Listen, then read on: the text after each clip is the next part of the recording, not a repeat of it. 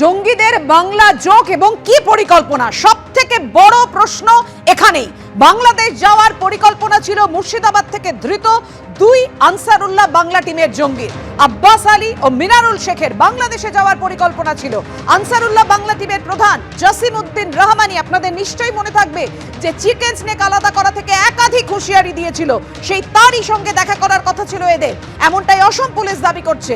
Special task force তাদের এমনটাই দাবি যে খাগড়াগড় কাণ্ডে বিস্ফোরণে ধৃত জেএমবি জঙ্গি তারিকুল ইসলামের সঙ্গে জেলে আলাপ হয় এই আব্বাসের।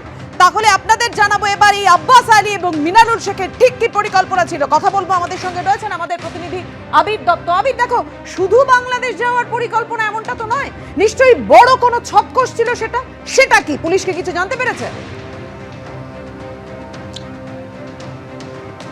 একেবারেই দেখো, তাদের যে মোবাইল ফোন ইতিমধ্যে বাজেয়াপ্ত করা হয়েছে, সেই মোবাইল ফোনে তাদের বিভিন্ন মেসেজ বা বিভিন্ন হোয়াটসঅ্যাপ বা টেলিগ্রামের মাধ্যমে তারা যে বিভিন্ন রকম মেসেজ একে অপরকে পাঠিয়েছে, তার থেকে খতিয়ে দেখে এবং বিভিন্ন জায়গা থেকে পারিপার্শ্বিক তথ্য প্রমাণ খতিয়ে দেখে তদন্তকারীরা জানতে পারছেন যে আব্বাস আলী এবং মিনারুল শেখ, যাদেরকে মুর্শিদাবাদের হরিহরপাড়া থেকে গ্রেপ্তার করা হয়েছিল, তাদের বাংলাদেশে যাওয়ার পরিকল্পনা ছিল এবং বাংলাদেশে গিয়ে তারা সেখানে জসিম উদ্দিন রহমানি, আনসারুল্লাহ বাংলা টিমের প্রধান, তার সঙ্গে মিট করারও তাদের পরিকল্পনা ছিল। কিন্তু যখন বাংলাদেশে অচল অবস্থা বা বাংলাদেশের পালাবদলের পরে জসিমউদ্দিন রহমানিকে ছেড়ে দেওয়ার কথা ঘোষণা করা হয় অন্তর্বর্তী সরকারের তরফ থেকে, এবং এরপরই এই পরিকল্পনা কিন্তু করেছিল তারা, এমনটা জানতে পাচ্ছেন তদন্তকারীরা এটাও জানতে পাচ্ছেন যে বহরমপুর জেলে আব্বাস আলী যখন পক্সো মামলায় গ্রেপ্তার হয়, তার সঙ্গে পরিচয় হয়েছিল খাগড়াগড় কাণ্ডের অন্যতম একজন চক্রী, যে বর্তমানে বহরমপুর জেলে রয়েছে, 10 বছরের সাজা তার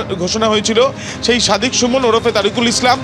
তার সঙ্গে তার তো সেখানে বেশ কিছু পরিকল্পনা হয়েছে, এমনকি জেল থেকে ছাড়া পাওয়ার পরে আব্বাস বেশ কয়েকবার সাদ রাদি, যাকে কেরল থেকে গ্রেপ্তার করা হয়েছে, আনসারুল্লাহ বাংলা টিমের অন্যতম গুরুত্বপূর্ণ নেতা বলা যায়, তাকে নিয়েও সে বহরমপুর জেলে দেখা করতে গিয়েছিল এই খাগড়াগড় কাণ্ডের অভিযুক্তের সঙ্গে। অর্থাৎ তুমি বুঝতেই পারছো যে পরিকল্পনা একেবারে গ্রাউন্ড লেভেলে পরিকল্পনা তাদের অনেকটাই ছিল, এবং যোগাযোগ তারা বাংলাদেশের বেশ কিছু আনসারুল্লাহ বাংলা টিমের যারা সদস্য শুধু নয়, যারা নেতৃত্ব বা শীর্ষ নেতৃত্ব, তাদের সঙ্গে যোগাযোগ করে বাংলাদেশে যাওয়ার পর্যন্ত পরিকল্পনা তারা করে ফেলেছিল। এমনকি পাকিস্তানের বেশ কিছু হ্যান্ডলারদের সঙ্গে তাদের যে যোগাযোগ, সেই ক্ষেত্রে কোনোভাবে ফান্ড তাদের কাছে এসেছিল কিনা বাংলাদেশের থ্রুতে বা বাংলাদেশ হয়ে, সেই বিষয়গুলো কিন্তু খতিয়ে দেখা হচ্ছে বলে পুলিশ সূত্র থেকে জানা যাচ্ছে। তবে তাদের যে এই পরিকল্পনাগুলো, সেগুলো ভারতের শান্তি শৃঙ্খলা বিঘ্নিত করার জন্য, সেটা এক প্রকার নিশ্চিত তদন্তকারীরা। ধন্যবাদ তোমায়।